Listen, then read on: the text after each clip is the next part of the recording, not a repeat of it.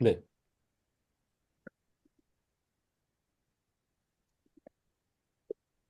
지금 중간중간에 입장하신 분들이 계셔가지고 제가 조금 정신이 없는데, 자, 어, 우리가 여기 이제 이 사실 어떻게 보면 우리 몸을 갖다 한번 좀 볼 필요가 있는데, 우리가 이제 음식을 먹으면 여기 입에서, 그다음에 이제 위장으로 가잖아요. 위장으로 가서 위장에서 이제 음식물들을 이제 버무리죠. 여기서 이제 죽으로 만들거든요, 죽으로. 그래서 위산이 이제 섞여서 나와서 이제 죽으로 만든 다음에 그 다음에 가는 게 이제 십이지장. 사실 여기부터 이제 소장이거든, 소장. 요 전체가 소화하는 소장인데, 여기로 이제 음식물들이 넘어가요. 보통 이제 한 두 시간 정도 있으면 웬만한 사람들은 다 이렇게 이 소화 과정으로 넘어가거든요. 그러면 이제, 생긴 사람이 있어. 잠깐만요. 그런 커플 있는 저 있는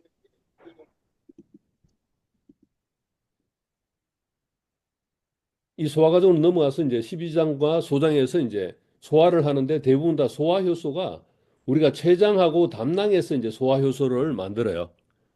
그래서 이제 여기서 이제 십이지장으로 소장으로 소화액들을 이렇게 내보내면 여기서 이제 소화라는 거는 이제 작게 잘게 자른다는 거거든요. 그래서 우리가 음식물 보면 밥을 먹으면 탄수화물은 포도당으로, 지방은 지방산과 글리세롤로, 단백질, 고기나 이런 걸 먹으면 이제 아미노산으로 분해하는 일들을 이 소장에서 다 해요. 그래서 여기서 이제 소화를 한 다음에 찌꺼기를 어디로 보내냐면 이제 대장으로 보내요. 대장.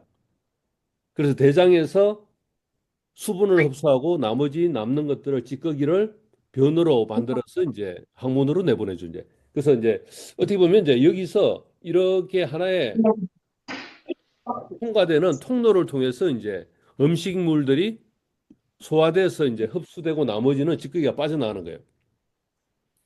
그러면서 이제 소장에서 이렇게 소화되고 흡수되는 영양소들이 어디로 가냐면 간으로 가요, 간. 간. 그래서 이제 간에서 뭘 하냐면 이제 어 이 포도당과 아미노산과 그리고 이제 지방산과 글리세롤이 오면 이걸 가지고 이제 화학 공장이기 때문에 원료를 가지고 우리 몸에 필요한 이 수만 가지 정도의 이제 단백질을 만들어서 이제 몸에 이렇게 공급해 주는 일을 간에서 해요. 근데 기본적으로 이제 장이 만약에 안 좋다 하면 간도 안 좋아지겠죠, 이제. 그래서 간에서 어떻게 보면 이제 여러 가지 화학 공장에서 이제 뭐 해독도 하고 그다음에 대사도 하고 그리고 또 그걸 갖다 합성도 해가지고 어디로 보내냐면 혈관을 타고 심장으로 보내, 심장. 그래서 심장으로 보내면 우리가 들어오는 골목이 입을 통해서 하나 들어오고 그다음에 하나는 이제 어디로 들어오냐면 호흡을 통해서 코를 통해서 이제 여기도 하나의 또 구멍이에요. 관이 하나가 있어, 코에서. 여기서 호흡을 하면 그 산소가 어디로 가요? 폐로 가잖아요, 폐.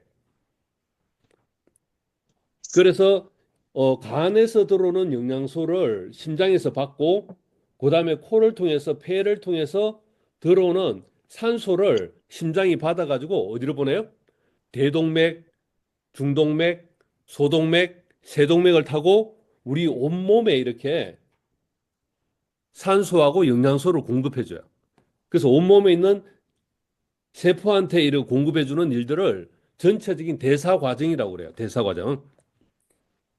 그리고 이제 남는 우리 몸에서 이제 돌고 나면 이제 발바닥에서 이제 치고 올라오는 게 있죠. 이제 뭐가 치고 올라요? 혈액이 치고 올라와서 정맥을 타고 올라와서 다시 어디로 가냐면 이거는 신장으로 해요, 신장. 신장으로 가서 그다음에 거기서 어디로 가요? 방광을 타고 오줌을 빠져나가는 거죠, 이제. 너무 쉽죠? 방금 제가 설명드린 게 우리 온몸 전체를 대사 과정을 다 설명드린 거예요. 자, 다시 한번 이걸 디테일하게 한번 보면 위에서 내려와서 음식이 식도를 타고 위에서 이렇게 버물려져서 여기 있는 소장을 타고 소화된 다음에 어디로 가요? 대장을 통해서 이렇게 빠져나오는 거죠. 이게 하나의 관으로 돼 있잖아요. 관. 그래서 이제 많은 이제 우리 의사 과학자들이 무슨 얘기를 하냐면 우리 입하고 항문하고는 하나의 관으로 연결돼 있죠, 이제. 자, 이거는 몸 안일까요? 밖일까요? 이렇게 물어보면 몸 안이에요, 밖이에요? 밖. 그건 몸 밖이에요, 이거는. 몸 밖이에요. 그다음에 여기서 말한 대로 기본적으로 이 장이 만약에 이렇게 염증이 생겨서 무너졌다, 이렇게 흘렀다라고 하면 이 옆에 전부 다 뭐가 있냐면 혈관이 다 형성돼 있거든요. 형성돼서 여기서 소화되고 흡수된 것들이 전부 다 어디로 가냐면 간으로 가요. 그래서 장이 망가지면 그다음에 간이 또 망가지게 돼 있어요. 그래서 장이 안 좋으면 간이 안 좋게 돼 있어요. 그럼 간이 안 좋으면 어떻게 되냐? 혈관이 단단해져요. 그리고 혈액이 끈적끈적해져요. 그래서 혈액이 끈적끈적하면 가다가 어떻게 될까요? 침착이 되겠죠, 이제. 머무른다는 거죠. 그러면 이제 동맥경화가 생기는 거고. 그래서 일단 간에서 만든 혈액이 어디로 가요? 혈관을 타고 아까 말한 대로 심장을 타고 가서 전체 우리 몸을 갖다 이제 옮기는 거죠, 이제. 그래서 이제 기본적으로 여기에 어떻게 보면 요 관 하나가 우리 몸에서 첫 번째 관이 되는 거죠, 이렇게. 관이 되는 거고 두 번째 관은 호흡기를 통해서 이렇게 내려오면 여기도 하나의 관이잖아요. 여기도 하나의 어떻게 몸 밖이에요, 몸 밖. 그래서 폐까지도 보면 여기가 전부 다 이렇게 연결돼 있어요. 연결돼 있어. 그래서 폐를 통해서 이 폐포를 통해서 몸 안으로 들어가는 거예요. 여기까지는 어떻게 보면 몸 바깥이다 이렇게 보시면 돼요. 이해되시죠? 그다음에 여기 방광에서부터 여기 요도에서부터 이렇게 여기 방광이거든요. 방광하고 이게 전부 다 관으로 연결돼 있잖아요. 여기도 어떻게 보면 몸 밖이라고 볼 수 있는 거죠, 이제.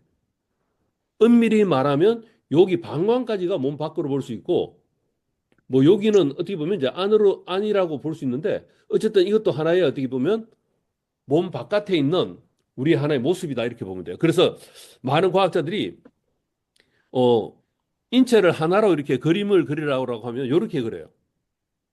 여기 어떤 거예요? 통처럼 돼서 여기 입에서부터 여기 항문, 여기는 코에서부터 어디까지?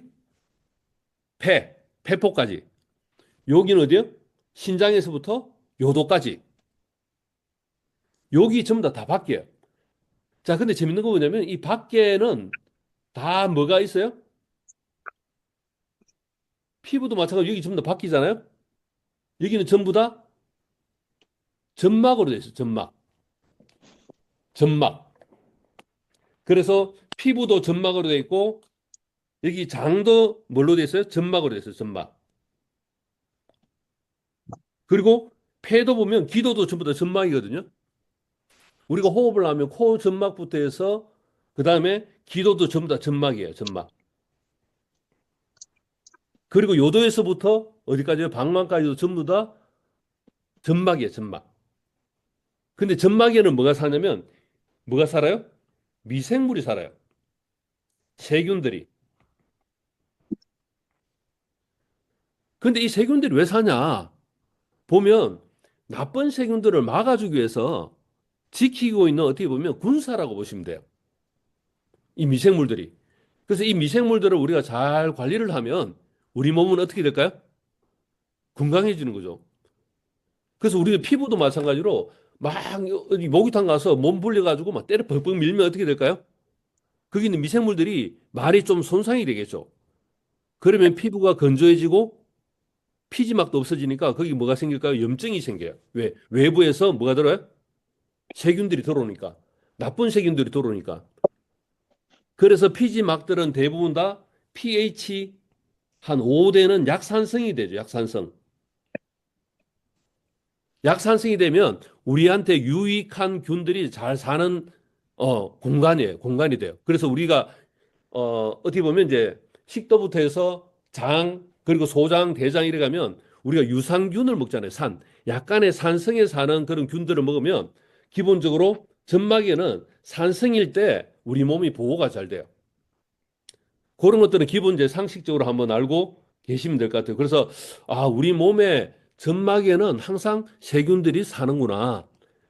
그래서 그 세균들이 우리 몸을 갖다 지키고 다른 나쁜 세균들을 방어하려고 이렇게 이제 항상 이렇게 지켜주고 이게 우리한테 우호적인데 근데 만약에 우리가 면역세포에 힘이 떨어지면 얘네들이 있잖아요. 우리를 갖다 약간씩 공격해요. 약간의 기회군들이 있어가지고 공격하고 면역세포들이 힘이 세면 걔들이 그냥 아이고 형님 뭐 필요한 거 없어요? 그러면 아 내가 이게 필요하다 하면 자기가 막 여러 가지 물질을 만드는 아주 좋은 균으로 활동하다가 우리 몸에 있는 면역세포들이 힘이 좀 떨어지면 자기들이 기시가 등등해가지고 야 이러면서 막 우리 몸을 갖다가 어떻게 보면 해롭게 만드는 일들을 걔네들이 해요. 그래서 그런 애들을 우리가 다른 말로 뭐라고 하냐면 상재균이라고 그래요. 상재균. 항상 우리 몸에 존재하고 있는 균들이에요. 그래서 이 상재균들이 우리 몸에 있는 대부분의 균들이에요. 그래서 그런 균들을 가지고 우리가 이제 공부를 한번 해볼 거예요. 그래서 이제 우리 대장에는 한 38조의 균들이 있고 피부에도 있고 그다음에 구강에도 있고 위에도 있고 그다음에 소장에도 있고 사실은 여기 생식기에도 이 균들이 있거든요. 근데 이게 워낙 미미해가지고 카운팅을 해놓지는 않았어요. 그래서 이런 균들이 그동안은 우리가 사실 이런 균들을 좀 이렇게 등한시하고 살았는데 진짜 내가 건강해져야 되겠다라고 생각을 한다면 이런 균들을 잘 활용하면 우리 몸을 갖다 아주 잘 보호해주는 우리의 우군이 될 수 있다는 거죠. 이제.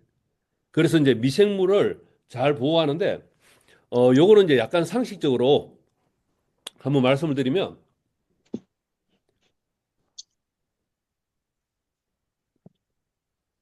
우리 책에 보면 마이크로바이옴 개체수가 뭐 100조가 있다고 하는 데도 있고 어떤 데는 50조가 있다고 하는 데도 있고 우리 몸에 있는 사람 세포 수도 100조 개가 있다는 데도 있고 60조 개가 있다는 데도 있고 여러 가지 있는데 이걸 그동안 누구도 검증을 하지 않았는데 제가 이제 오늘 지난주에 월요일 날 보내드렸던 그 동영상에 보면 천종식 교수님이 서울대 미생물학과 그 교수님이시고 지금은 이제 우리나라의 천랩이라고 하는 마이크로바이옴 그 회사를 갖다 설립한 어떻게 보면 이제 1세대 마이크로바이옴 회사를 갖다 만든 분이에요. 근데 그분이 사실 유튜브에 상당히 잘 설명을 해 놓으셨더라고. 그래서 그거는 이제 한번 참고를 해보시면 되는데 그분이 이제 한번 조사를 해본 거예요. 뭘 조사를 해봤냐면, 백조개라고 하는 데는 왜 백조개를 했지? 하고 논문을 갖다 계속 찾아보니까 실제로 1970년도에 어떤 분이 이제 그냥 자기 생각으로 그냥 백조개다 했던데 그 얘기를 계속 이렇게 인용해가지고 지금까지 백조개라고 얘기를 한 곳이 많다고 하는데 사실은 그거는 아니더라 하고 다시 정리를 해보니까 한 38조 개 정도가 되겠더라 하고 하는 게 최신의 데이터라고 이렇게 보시면 돼요. 그리고 사람의 세포수는 한 30조 개 정도가 된다. 그래서 실제로 사람 세포수보다 훨씬 더 많은 미생물들이 우리 몸속에 존재하고 있기 때문에 그동안 우리는 이제 건강 공부를 하면서 세포에 대한 공부를 상당히 많이 하잖아요. 하는데 아직까지 마이크로바이옴 이 미생물에 대해서는 정말 무지한 사람들이 많은데 이걸 우리가 좀 공부해서 우리 건강을 지키는 한해 어떻게 보면 수호천사로 한번 만들어 보자 하는 게 어떻게 보면 이제 최근의 이슈라고 이렇게 보시면 될 것 같아요. 그래서 마이크로바이옴 개수는 몇 개다? 한 38개다, 발족개다. 이렇게 얘기하시는 게 조금 더 최신 데이터에 맞는 거다라고 보시면 될 것 같아요. 그리고 이제 이거는 제가 이제 저번에도 한번 설명을 드렸는데 한번 정리를 해보면 예전에는 사람의 건강을 예측하는 거는 첫 번째가 뭐였냐면 게놈 프로젝트가 만들어지고 났을 때는 유전자를 다 이렇게 분석을 해보니까 어, 그 사, 우리 몸에 이제 한 3만 개 정도 이렇게 프로그램이 있는 거예요. 그래서 그 프로그램을 다 분석해 보니까 야, 이제 우리가 어떤 병에 걸릴지를 좀 알 수 있겠다라고 이렇게 예측을 하고 한 4, 5년 정도는 엄청나게 들떠 있었어요. 그게 이제 2002년에서부터 한 2007년도까지 7년도까지는 이 게놈 프로젝트를 통해서 이제 유전자 분석하는데 모든 전 세계 과학자들이 다 달라붙었는데 근데 재밌는 거 뭐냐면 유전자 지도를 다 이렇게 분석을 했는데 지도에 뭔가 구조적으로 변한 건 없는데 기능적으로 이게 작동이 되고 안 되고 한다는 걸 알게 된 거예요. 그러면서 이제 후성유전학이라고 하는 것들이 이제 밝혀지고 만들어지면서 이거는 뭐냐면 유전자 구조는 그대로인데 어떨 때는 작동해서 이제 여러 가지 우리 몸에 필요한 물질들이 나오기도 하고 어떨 때는 안 나오고 그래서 언제 유전자가 켜지고 언제 꺼지는지를 찾아내는 일들을 한편에서는 계속했는데 아직까지 이것도 찾아내지를 못한 거예요. 과학자들은. 그러다 보니까 도대체 이게 유전자를 껐다 켰다 하는 그 스위치 역할을 하는 게 뭔가라는 것들을 찾아내다가 2006년도부터 야 이게 장내 미생물에 의해서 어떻게 보면 우리 뇌에 있는 유전자들이 상당히 많이 작동이 되고 안 되고 하는 것들을 이제 밝혀지기 시작한 거죠. 그래서 이제 우리가 이제 많이 들어봤잖아요. 뇌하고 뇌장 축이다. 그래서 뇌하고 장하고는 연결돼서 장에서 어떤 활동을 하느냐에 따라 가지고 뇌에 있는 여러 가지 호르몬들이 나오거나 말거나 하더라 하는 것들이 이제 계속 논문으로 밝혀지면서 이제 하나씩 하나씩 이제 껍데기가 벗겨졌는데 지금은 한 10년 정도 이렇게 이 게놈 프로젝트에서 이제 마이크로바이옴을 연구하고 나니까 장내 미생물이 실제로 보면 우리의 몸에 있는 어떻게 보면 이제 유전자가 해결하지 못하는 많은 물질들을 만들어내고 있다는 사실이 밝혀지면서 이제 제가 지난번에도 이제 여러 가지 이제 동영상도 보여드리곤 했는데 어쨌든 지금은 이제 이 마이크로바이옴이 유전자보다 훨씬 더 많은 유전자를 가지고 있더라. 우리 세포에 가지고 있는 유전자보다 거의 한 200배 더 많은 유전자를 가지고 있으면서 우리 몸의 건강에 유익한 물질들을 만들어내더라 하는 것들이 이제 밝혀진 거예요. 그래서 지금부터는 이제 그 미생물을 좀 공부할 건데, 우리가 여기에 보면 요것만 제가 하고 이제 우리 저기 이광호 리더님 책 정리하는 거 한번 들어보도록 할게요. 기본적으로 우리 몸에 있는 아까 말한 한 30조 개 정도 세포는 이만큼 커요. 그다음에 효모 요거는 뭐냐면 우리가 말하는 그 저기 곰팡이 곰팡이류가 세포보다 거의 한 뭐 한 5분의 1 내에서 한 10분의 1 정도 이렇게 작아요. 그리고 이제 우리가 알고 있는 세균들은 진짜 요만해요. 그 세포보다 엄청나게 작은 거죠, 이제. 그 세균 입장에서 보면 우리 몸에 있는 면역 세포가 엄청나게 큰 거인으로 보이겠죠. 그래서 실제로 이 세균들이 면역 세포한테 이기지를 원래는 못해요. 그래서 항상 얘네들이 면역세포한테 이 눈치를 보면서 하는데 면역력이 우리가 현대인들은 면역력이 계속 떨어지니까 지금은 이 세균들이 면역세포를 갖다 위협하는 그런 정도가 되는데 기본적으로 크기는 이렇다. 그리고 이제 세균이 이만큼 크다면 바이러스는 아주 작아요. 이렇게. 요 정도는 이제 상식적으로 한번 알면 되고 그다음에 요 밑에 보면 요게 세균이라면 실제로 요만큼 크기가 우리가 먹는 음식들 분자들 있잖아요. 분자. 비타민도 분자고 그다음에 포도당도 분자고 이런 분자들이 전부 다 요만한 거예요. 그래서 이런 분자들이 장 점막을 통해서 점막 세포 옆을 통해서 이렇게 들어가곤 하는데 그런 일들을 우리 상식적으로 좀 알고 있고 자, 이 동영상 하나만 보고 소리 들려요? 소리 들려요? 소리 안 들려요. 오. 소리 안 들려요. 자, 그러면 소리는 이게 계속 안 들리고 있어요, 지금. 그러면 지금 이강호 리더의 어, 그 마이크로바이옴 그 노화의 비밀이라는 책을 한번 요약을 해 주실 건데 제가 이강호 리더님한테 먼저 호스트권을 한번 넘기고 시작을 할게요. 자, 이강호 리더님을 박수로 한번 맞이할게요.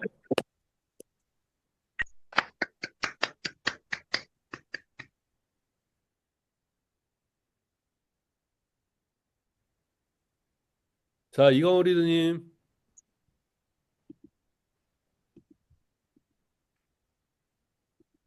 음소. 음소거를 빼주셔야 돼요. 죄송해요. 네. 들리시나요? 네, 잘 들립니다. 네, 안녕하세요. 잠시만요. 문서 이거 올리는 거 하나만 하고. 어떡하죠? 이거 제 문서가 공유가 안 된다고 지원되지 않는 문서용이라고 하는데 어떡하죠? 뭘로 만드셨어요? PPT요. PPT가 PDF 문서 안 되나 봐요. 어떡하지?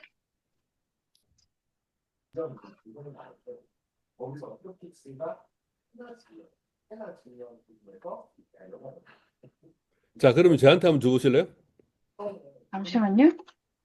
죄송해요.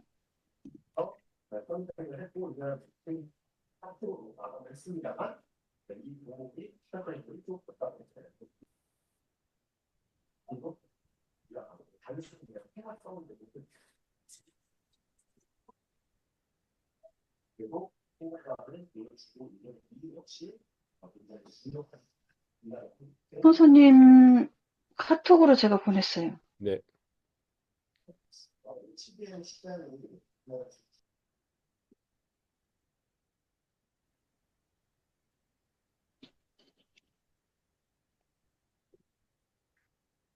그냥 말로 할까요?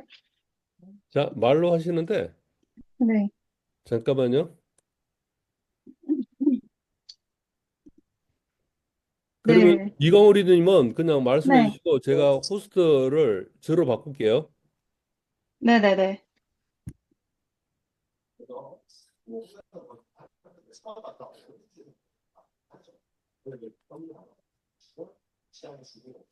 네, 자료 없이 그냥 일단 얘기해 얘기를 주세요. 들으셔도 네, 될 것 같아요. 네, 안녕하세요. 네. 제가 오늘 리뷰할 책은 이 마이크로바이옴 건강과 노화의 비밀이라는 이런 책이고요. 제 목표가 제가 저한테 주어진 20분 동안 이게 한 370페이지 되는데 이 책을 한 권 다 읽으신 느낌을 드리고 싶은데 한번 해보겠습니다. 가다가 시간 내 못하면 뒷부분을 좀 끊길 수도 있을 것 같아요. 네, 이 책은 제목대로 인류가 오랜 기간 동안 알고 싶었던 건강과 노화의 비밀의 열쇠가 이 마이크로바이옴에 있다. 이런 얘기를 하면서 최근에 미생물 분야에서 나오는 이런 새로운 연구들 그리고 어, 건강한 노화 과정에 미치는 미생물의 영향 그리고 미생물이 우리 몸 전체 그리고 주변에 모두에 있다. 이런 내용을 강조하면서 건강한 노화를 위해서는 미생물과 건강한 공생관계를 만들어 가야 한다. 이런 얘기를 합니다. 그래서 이 책을 다 읽고 난 다음에 남는 키워드가 저는 딱 세 단어인 것 같아요. 식사, 운동, 그리고 미생물. 그래서 이 책이 총 14장으로 구성이 되어 있는데요. 첫 번째 장과 마지막 장을 그냥 얘기를 같이 실어봤어요. 첫 번째 장은 어, 젊음의 샘, 네. 그 인류의 꿈이 질병과 노화의 비밀을 해결하고자 하는 게 굉장히 오래된 숙제잖아요. 그래서 이 젊음의 샘은 신화에 나오는 샘물이라고 합니다. 그래서 이 물을 떠먹거나 여기에 몸을 담그면 영구히 살 수 있다. 그리고 어떤 왕은, 네, 진시황은 불로장생의 약초를 찾으러 신화를 보내기도 하고 그런데 현대 노화 과학에서는 미생물에 주목을 하고 있다라는 거죠.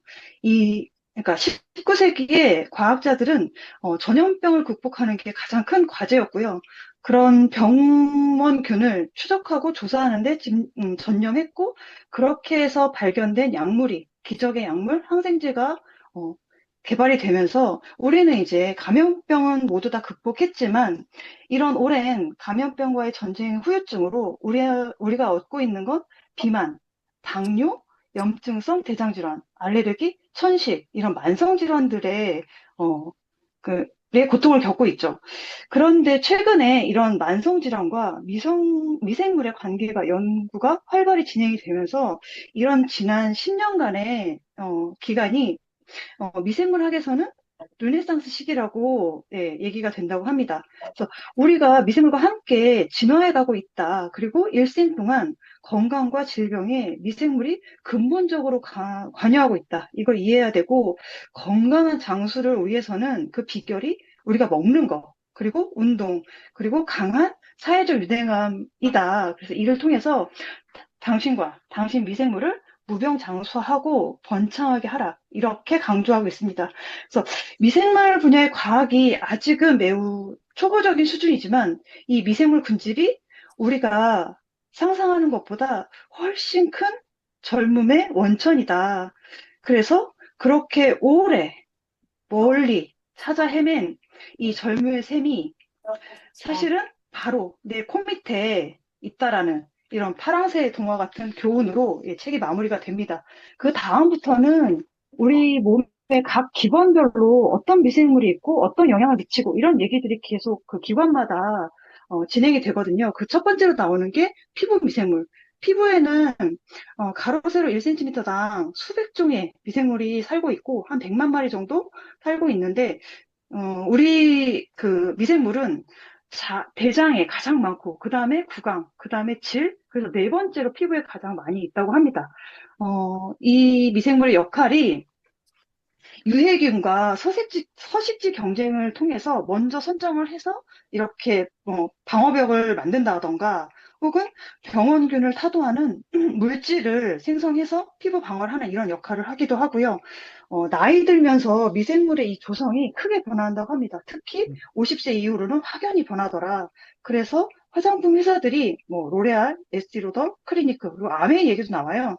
이 회사들이 피부에 사용할 미생물을 특허 등록하고 있다. 이런 얘기들이 나오고 있고, 그리고 두피 미생물도, 쥐 실험에서 연구 결과가, 이 숯을 더 광택 있게 하고, 또 숯이 더 양이 많게 하는 이런 영향도가 있더라. 그리고 땀에 관련해서는 땀은 죄가 없다. 땀 자체로는 냄새가 없는데, 땀 속에 있는 단백질, 혹은 지질을 미생물이 분해하면서 냄새를 일으키는 거다. 이런 연구들을 통해서 미래에는 자신만의 이런 영양과학, 미용학적 미생물을 배양해서 사용할 수도 있게 될 거다. 그리고 자신의 피부 미생물을 30년 동안 보관했다가 나중에 나이 들어서 이제 주름진 곳 이런 그 노화된 피부에 바른다거나 혹은 젊은 사람들이 생기는 미생물을 이걸 조합해서 뭐 칵테일을 만든다던가 탈모, 백발을 방지하는 이런 프로바이오틱스가 개발이 될 거다. 이런 이제 활용도 얘기가 나오고요. 다음은 네, 다음 페이지. 네, 뇌입니다. 뇌는 자신의 정체성의 핵심이죠. 그래서 지난 150년간 과학계를 지배한 개념은 뇌가 몸의 모든 부분을 관장한다. 라는 게 지배적이었는데 이 과정이 신속하지도 않고 신경계가 다 감당할 수가 없죠. 이 대신에 장 미생물이 이 일을 담당하고 있더라라는 정보들이 밝혀지고 뇌와 이 장 미생물 간의 지속적인 정보 교환이 있더라. 이런 연구들이 최근에 미생물 연구에서는 가장 흥미롭고 복잡한 분야라고 합니다. 이런 뇌 관련해서 알츠하이머, 파킨슨병, 다발성 경화증, 우울증, 뇌졸중 이런 뇌질환들이 전부 다 미생물과 관련이 있더라는 거죠. 그래서 장과 뇌의 대화가 확실히 있는 거는 밝혀졌는데 어떻게 이루어지는지는 아직은 모른다고 합니다. 그래서 향후에는 이런 미생물 검출법이 좀 더 발전을 하게 되면 인지장애 각 강도별로 미생물의 어떤 특징적인 분포도가 개발이 되면 사전 진단이 가능해지고 뭐 우울증 조절용 프로바이오틱스가 개발이 될 수 있고 뇌졸중이나 심혈관 질환의 예방약으로 신약이 개발될 수 있을 거고 뭐 항생제를 복용한다면은 미생물이 전부 다 파괴가 되니까 이 미생물 군집을 재구축하는 이런 프로바이오틱스가 개발이 될 것이다. 그런데 이 뇌 쪽에서는 예방이 무엇보다 중요하다. 그를 위해서는 운동, 그리고 섬유질이 풍부한 식사, 그리고 수면 건강 관리가 매우 중요하다. 강조하고 있습니다. 네, 다음은 구강입니다. 네, 구강에는 수백 종의 미생물이 모여 사는데 얘네들의 특징은 종별로 모여 있지 않고 엄청 그냥 복잡하게 섞여 있다고 합니다. 마치 대도시에 수많은 사람들과 건물이 그냥 북적대는 그런 모양으로 있다고 하고요. 이 구강 미생물도 노인이 되면 되게 큰 변화가 생기더라. 그리고 이 미생물이 치매와도 연결이 되어 있다. 그리고 설탕이 충치를 일으키는 게 아니라 이 설탕을 먹이로 하는 특정 미생물이 바로 충치의 원인이다. 그래서 구강 미생물 역할은 지금 아직 알아가는 단계고, 향후에 이런 구강 미생물이 이제 건강한 미생물 구축이 치과 분야에서는 굉장히 중대한 과제가 될 거다. 그리고 이제 구강 미생물을 건강하게 만들 수 있는 프로바이오틱스, 껌, 치아, 구강 세정제 이런 것들이 개발될 것이다. 그 다음에 예, 폐입니다. 폐입니다. 그건 별로 안 좋아. 저한테 하시는 거 아니죠? 예, 폐는 우리는 매일 8,000리터 정도의 공기를 흡입을 하고 30세부터 폐 기능이 감소하긴 하지만 인간은 여분의 폐활량이 있어서 나이가 들어서도 건강한 폐 기능이 유지가 가능하다고 합니다. 이 호흡기 질환 쪽으로는 이 노화보다 심장이 안 좋거나 비만이 더 주범이라고 해요. 그래서 이 호흡기 질환 쪽에 그 필수는 운동과 금연이라고 합니다. 폐 표면은 미생물을 포획할 수 있는 굉장히 끈적끈적한 점액이 덮여 있어서 미생물이 서식하기에는 그닥 좋지 않은 공간이어서 이쪽에서 미생물 숫자는 굉장히 작다고 해요. 그렇지만, 그래도 폐에도 미생물 군집이 있더라. 그리고 이 그러니까 폐 미생물은 우리가 흡입하는 모든 것에 반응하더라. 그래서 우리가 흡입하는 오염물질, 항생제, 항염증제, 스테로이드 약물 등에 다 반응을 하고, 역시나 폐 미생물 군집도 이런 만성 폐쇄성 폐질환이나 천식, 낭포성 섬유종 등에 관여를 하더라. 근데 이쪽 연구 분야에서도 아직 전후 관계가 어떤 게 먼저인지는 확실하게 밝혀지진 않았다고 해요. 향후에는 이런 폐질환들, 만성 폐쇄성 폐질환이나 이런 것들은 초기 증세가 잘 드러나지 않는다고 해요. 그런데 폐미생물 군집의 변화는 크게 변화하더라. 그러면 이런 것들을 이용을 한다고 하면 이 폐질환 쪽에 조기 진단에 활용할 수 있을 것이다. 그러면 그뭐 가슴 방사선 그 사진 촬영이나 이런 거 없이도 초기 진단이 가능할 것이다. 이런 이야기들이 있고, 다음은 위입니다. 위는 산도가 굉장히 극산성이기 때문에 묵균 상태로 오랜 기간 동안 생각이 됐었는데 헬리코박터균이 발견되면서 인식이 변화가 됐죠. 위에 그 1ml당 여기에도 한 1,000마리에서 10,000마리 정도는 미생물이 살고 있다고 하고, 물론 대장에는 동일한 그 공간에 한 10억 마리 살고 있다니까 굉장히 적은 양이 살고 있긴 하지만 위에도 역시나 미생물이 있더라는 거죠. 그래서 이 장에서는 좀 재밌었던 게 우리가 헬리코박터는 굉장히 안 좋은 균으로만 그간에 생각해 왔던 것 같은데 좀 다른 성격도 있더라고요. 헬리코박터균이 전 세계 인구의 반 이상이 감염되어 있대요. 지구상 가장 오래된 사람 병원균이고 지난 6만 년, 한 10만 년 동안 인간과 함께 진화한 균이다. 어떤 연구에서는 또 헬리코박터균이 뭐 천식, 비만, 알러지 뭐 이런 질환에도 예방 효과가 있더라. 이런 연구들도 있고, 그래서 헬리코박터균이 뭐 그냥 무작정 나쁜 균이라고만 생각을 했는데 그렇지 않은 균일 수도 있다라는 좀 다른 생각을 하게 됐고, 이쪽에서는 헬리코박터균은 이 균만 안전하고 효과적으로 제거하는 방법이 좀 어려운데 먹는 유산균 중에서 이 산도가 강한 위에서도 살아남을 수 있는 미생물로 해서 이 헬리코박터가 서식하는 그 공간을 먼저 선점할 수 있는 그런 미생물이나 헬리코박터균이 일으키는 염증 반응을 줄일 수 있는 그런 미생물이 개발된다고 하면 그런 것들이 또 역시나 활용될 수 있겠죠. 이런 얘기들이 있고, 예, 다음은 가장 중요한 장입니다. 장에는 우리 몸의 미생물 중에서 가장 많은 미생물들이 살고 있고, 그래서 미생물의 성지입니다. 2017년에 웨스턴 온타리오 대학에서 인간 미생물 군집 연구 발표 중에 건강한 노인의 장 미생물 군집은 건강한 30대와 놀랍도록 동일하더라. 이런 발표가 있었고요. 유전자 분석기가 도입되면서 노인들은 장 미생물 다양성이 매우 떨어지더라. 이런 보고들이 있고 되게 여러 문헌에서 65세가 넘어가면 미생물 군집이 붕괴가 되고 다양성이 떨어지고 유익균이 줄어들고 유해균이 증가한다라는 이런 내용들이, 예, 연구들이 있고, 그런데 100세가 넘어가는 초고령인은 다양성이 높더라. 예. 그래서 우리가 먹는 식품 중에 특히 섬유질이 많은 음식들은 미생물이 없이는 분해가 안 되잖아요. 그래서 이 섬유질을 미생물이 분해하면 단세지방산을 만드는데 이 단세지방산의 역할이 매우 놀랍죠. 예, 장세포의 에너지원이 되고 비만과 인슐린 저항성을 낮추고 내장의 장벽을 강화하고 염증을 감소하고 면역계를 발달시키고 병원균과 경쟁해서 장벽을 선점해서 병원균이 서식하는 걸 막아주고 유해균이 만든 어떤 독성 물질들을 억제하는 물질들도 만들더라. 그래서 장 건강의 핵심은 미생물의 다양성이다. 그리고 이거에 중요한 역할을 하는 게 아까 점막 얘기하셨잖아요. 이 장의 두꺼운 점액층이 매우 중요한데 여기가 바로 장 미생물들이 서식하는 공간이라는 겁니다. 그래서 이 책에서는 장에 100조마리가 산다고 했거든요.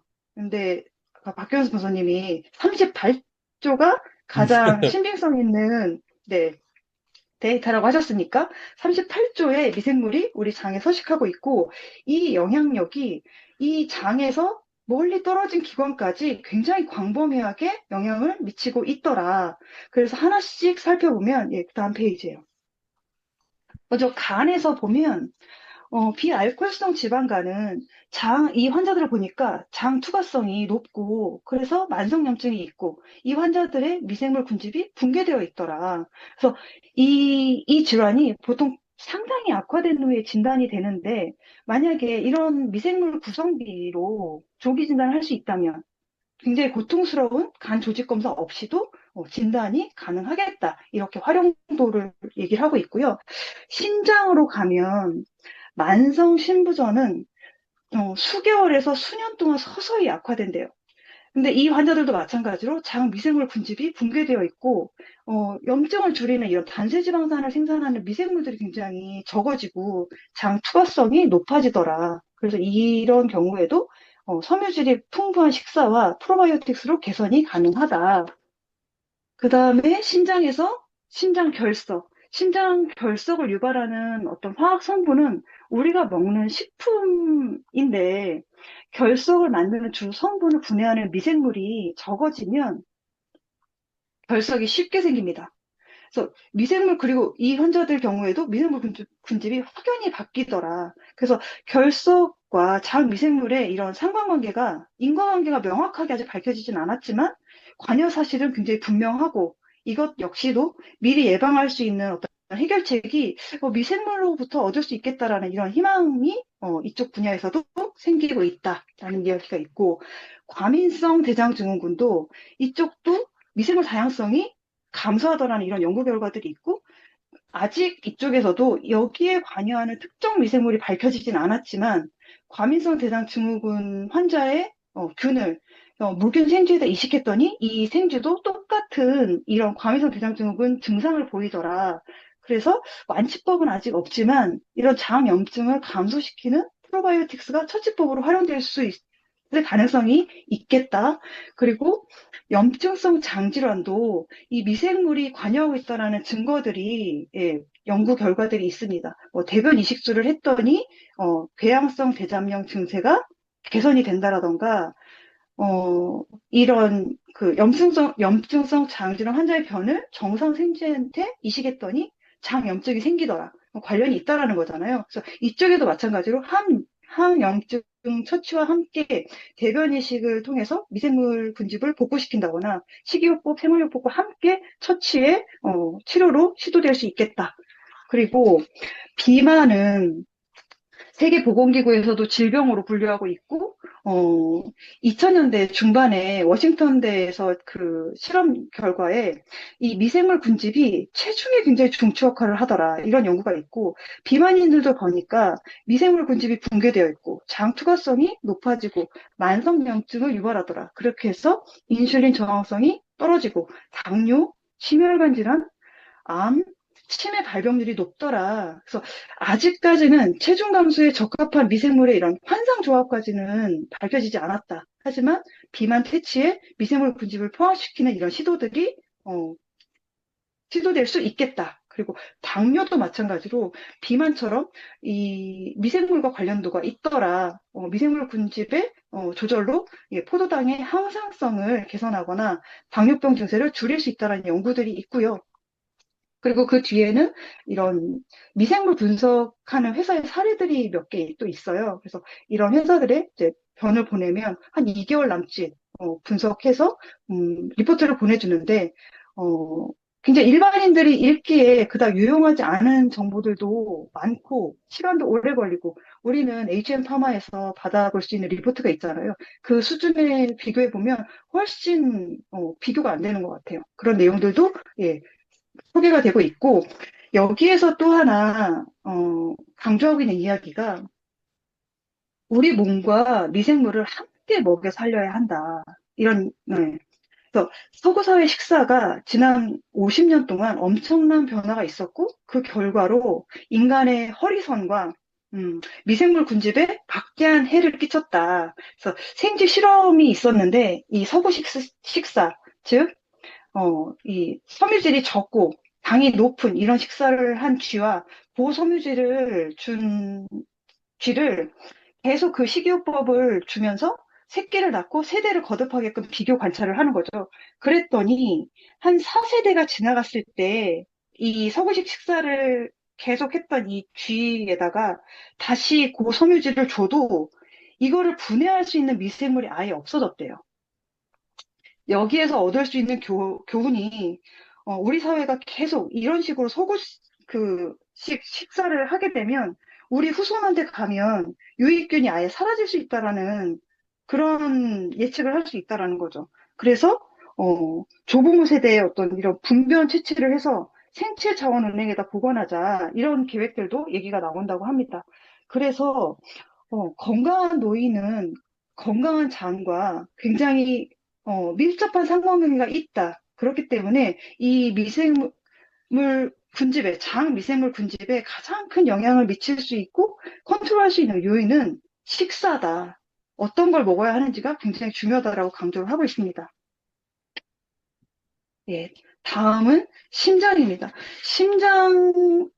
심혈관 질환 쪽의 원인을 과거에는 건강하지 못한 식사, 생활 습관이라고 생각을 했었는데 최근에는 미생물과 강한 연관성이 있다라는 얘기가 되고 있고 심혈관 질환을 유발하는 이 물질이 있는데 산화트리메틸아민이라는 그 물질이 있는데 이거는 트리메틸아민이라는 물질을 미생물이 분해하면서 생기는 거거든요. 그러면 이 물질이 없다고 하면 산화트리메틸아민이 만들어지지 않고 심혈관 질환이 생기지 않겠죠. 이런 걸 밝히는 뒤에 실험도 있었고 여기에서 좀 재밌었던 건 그거예요. 이거를 합성하는 간의 효소에다가 저해제를 쓰면 굉장히 고약한 냄새가 나는 이런 부작용도 있는데 여기에서 시도해 볼 수 있는 건 인간에게가 아니라 인간의 효소에 영향을 미치는 것이 아니라 미생물의 효소에다가 이걸 대상으로 한 어떤 심혈관 질환 예방약이 신약으로도 개발될 수 있을 것이다 라는 좀 다른 접근법이 있어서 좀 흥미로웠고요. 네, 다음은 제가 계속해도 되나요? 네. 네. 아직 몇 개 기관이 아직 더 남았는데, 네. 그 다음은 질 미생물인데, 그 질 미생물 군집도 여성의 노화와 함께 크게 변화한다고 하고요. 그리고 세균성 질염도 그 질 미생물 군집 붕괴와 연관이 있고, 이 질에는 보통 젖산균이 가장 우위를 점하고 있다고 합니다. 그래서 이 젖산균이 질 내부를 산성으로 유지를 시키고, 그래서 병원균을 서식하지 못하게 한다. 근데 여기서 재밌었던 거는 인종별로 미생물 군집이 좀 타입이 굉장히 다르다라는 거예요. 그래서 흑인이나 뭐 히스패닉 여성과 그 동양인, 그 백인 여성과 그런 건강한 미생물 군집이 다르더라. 그리고 또 하나 특이했던 건 다른 모든 기관은 미생물의 다양성이 높은 게 건강에 직결이 되는데 질 건강에서는 미생물 분집의 다양성이 낮은 게 그리고 젖산균이 우위종으로 그렇게 선점하고 있는 게 건강한 상태더라. 그리고 우리가 폐경을 겪으면서 에스트로겐이 떨어지면서 갱년기 증상을 겪잖아요. 뭐 이런 열감이나 뭐 심한 감정 기복이나 우울증이나 불면증이나 질건조증, 요실금 이런 괴로움들이 있는데 장 미생물이 이런 에스트로겐을 생산하더라. 그래서 이제는 장 미생물이 일종의 내분기 기관으로 인식되고 있다. 그래서 이런 에스트로겐의 정부체가 되는 파이토 에스트로겐을 미생물이 분해해서 에스트로겐 수치를 조절을 가능하더라. 그러면 폐경기 증상도 감소할 수 있고 이런 접근법들이 그리고 질뿐 아니라 방광 쪽에도 예전에는 방광이나 소변에는 미생물이 없다라고 생각을 했었는데 여기에도 있더라. 그러면 이쪽 질환에도 미생물을 통한 건강 증진의 접근법이 찾아질 수 있을 거다라는 얘기가 있고, 그다음부터는 좀 질병, 면역 이런 거 관련된 이야기들인데요. 암 치료를 돕는 미생물. 어떤 미생물은 만성염증을 일으키고 조직을 손상시켜서 복구하는 중에 돌연변이 세포가 암세포가 되면서 이렇게 암을 더 발생하게 하고 어떤 미생물은 섬유질 식품을 분해해서 단세지방산을 만들어내면서 염증을 억제하고 암 발생을 낮추더라. 그래서 미생물과 면역 시스템 간에 굉장히 강한 연관관계가 있더라. 라는 그런 많은 연구들이 있고요.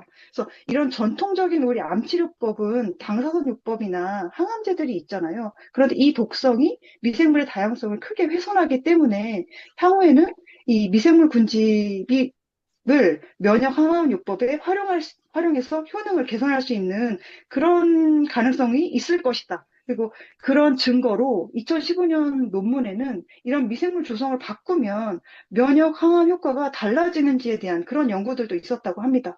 네, 그 다음 장으로는 미생물과 면역 시스템.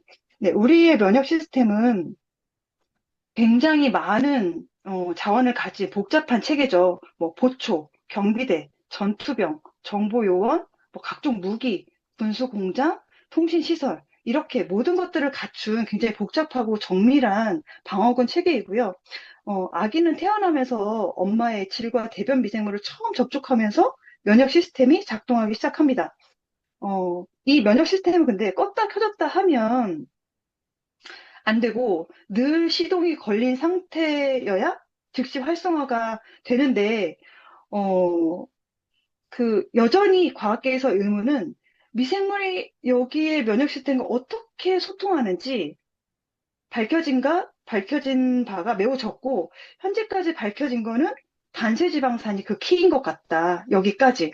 그래서 미생물은 면역 시스템을 교육하고 훈련시키고 최근에 밝혀진 거는 또 역으로 면역 시스템이 미생물 군집의 변화를 일으킨다. 이런 연구가 있어서 이 미생물과 면역 시스템 간에는 서로 밀당을 하면서 줄다리기 관계를 하는 이런 관계에 있다. 그래서 이런 자가면역 질환들, 류마티스 관절염, 강직성 척추염, 루푸스, 다발성 경화증, 통풍, 이런 것들이 미생물 변화가, 와 함께 일어난다는 이런 연구 결과들이 있고, 통풍 하나만 잠깐, 사례를 얘기를 하면, 통풍은, 요산이 과다 생산돼서 이게 결정이 되면 관절에 축적이 돼서 염증과 통증을 일으키는 이런 질병인데 요산을 분해하는 효소가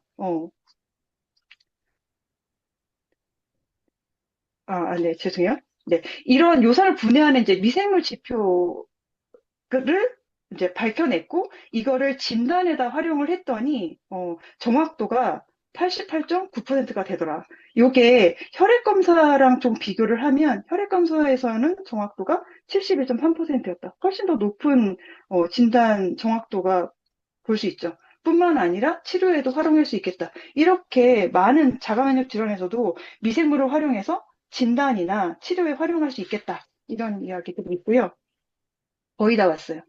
근육과 골격에도 인간의 평균 수명이 30년 이상 늘어났는데 우리는 수명이 늘어나는 만큼 또 겪어야 될 것이 노쇠라는 것이다. 이 노인 증세가 쇠약해지고 체중 감소하고 낮은 활동으로 이런 특징이 있는데 가장 주된 신체 손실이 뼈와 근육인 거죠. 그런데 놀랍게도 이 골다공증하고도 미생물이 관련이 있더라. 그리고 미생물 종 차이가 있더라. 그리고 근감소증에도 이런 관련성에 대한 연구들이 있다고 합니다. 근위축증이 뭐 어떤 락토바실러스 뭐 이런 균을 포함해서 장내 미술과 분집이 변화하더라. 이런 연구들이 있어서 여기에서는 운동을 통해서 운동을 하면 미생물 다양성이 높아지고 단체지방산을 생산하는 유익균이 성장하는 데 도움이 되기 때문에 운동이 절대적으로 중요하다를 강조하고 있고요. 그리고 네, 마지막 페이지예요. 네, 우리 주변의 미생물이 에 대한 생각을 다시 한번 해보자라는 거예요. 우리는 이런 병원균에 대한 두려움 때문에 깨끗이 해야 돼. 표백제, 소독제 이런 것들을 엄청 써가면서 굉장히 청결을 유지하려고 애를 쓰잖아요. 그런데 이렇게 과도한 청결이 낳은 수포 내승균이 더 문제일 수 있다. 그래서 너무 깨끗하지 않아도 돼. 조금은 더러운 게 나을 수도 있어. 미생물은 내 몸에도 그리고 우리 주변에 어디에나 있어. 그래서 그게 다양성이 떨어지면 면역 체계가 약화되고 그게 더 문제야. 그래서 다양성을 높일 수 있고 유익균을 잘 키울 수 있는 그런 식사와 운동을 해야 돼라고 얘기를 하고 있습니다. 네, 여기까지가 네, 제가 이 책의 내용을 정리한 바입니다. 자, 수고해주신 이가을 의원한테 박수 한번 부탁드릴게요. 아, 이 시간이 너무 의미 있는 시간인 것 같아요.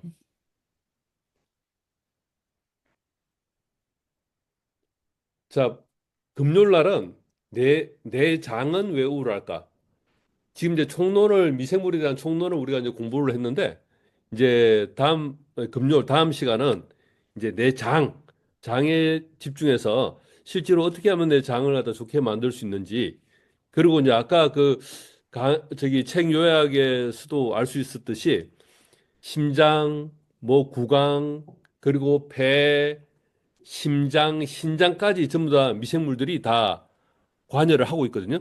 그리고 걔네들하고 상호작용을 하고 있는데, 근데 재밌는 건 뭐냐면, 어, 대장의 미생물들이 폐에도 있다는 거야. 원래 폐 미생물이 따로 있거나 이렇게 있는 게 아니라 대장의 미생물들이 어, 폐까지 가고 대장암에 만약에 암이 있다 하면 암에 붙어 있던 미생물들이 간으로 전이가 되면 또 간에도 전이된 또 이 간암을 보니까 그 폐가 아니라 대장에 있던 그 미생물들이 거기 가서 붙어 있는 거예요. 전이가 되면 얘네들이 따라다니면서 이렇게 붙어 있는 거예요. 다르게 얘기하면 장에 있는 장벽이 헐어가지고 미생물들이 혈관을 타고 이렇게 옮겨갈 수 있다라는 게 지금 어떻게 보면 밝혀져 있는 이론들이에요. 그래서 실제로 내 장이 완벽하게 어떻게 보면 카바링이 되지 않는다면 울타리가 쳐져 있지 않다면 걔네들이 그게 어떻게 보면 유익균만 가는 게 아니라 유해균들이 가는 거죠, 이제. 그래서 우리 몸 전체를 교란시킬 수 있다는 걸 이제 다음 시간에 한번 얘기를 나눠보도록 하겠습니다. 그리고 오늘 정말 이렇게 애써주신 오늘 밤 오후에 진짜 많이 긴장을 하고 힘드셨을 건데 이가은 의원님한테 다시 한번 큰 박수 부탁드립니다. 네. 너무 감사합니다. 어, 그리고 어쨌든 오늘은 이걸로 이제 강의를 마치고 다음 주에는 내 장에 어떤 미생물들이 어떻게 해서 이제 장벽을 뚫고 나가는지 그 원리도 한번 공부를 하고 또 거기에 관련돼 있는 책을 가지고 또 한번 리뷰하는 시간을 갖도록 하겠습니다. 자, 오늘 수고. 네, 금요일 날 9시에 뵙도록 하겠습니다. 자, 수고하셨습니다. 감사합니다. 아, 그리고 마지막 감사합니다. 하나만 더요. 우리 카톡방에 오늘 요 동영상을 제가 이제 캡처 떠서 이제 올려놓을 테니까 다시 한번 공부하시고 그다음에 요 자료를 드릴 건데 제가 말씀드린 이제 공부할 수 있는 그 강의 자료들을 하나씩 올릴 텐데 이거는 꼭 보셔야 돼요. 그래야 그 다음 진도 나갈 때 이것들을 좀 내가 이해를 하고 충분히 내 걸로 만들 수 있으니까 한번 강의를 들어보시고 그거는 다시 한번 요약해보는 시간들도 한번 가져보시길 바래요. 자, 수고하셨습니다. 네, 감사합니다. 네.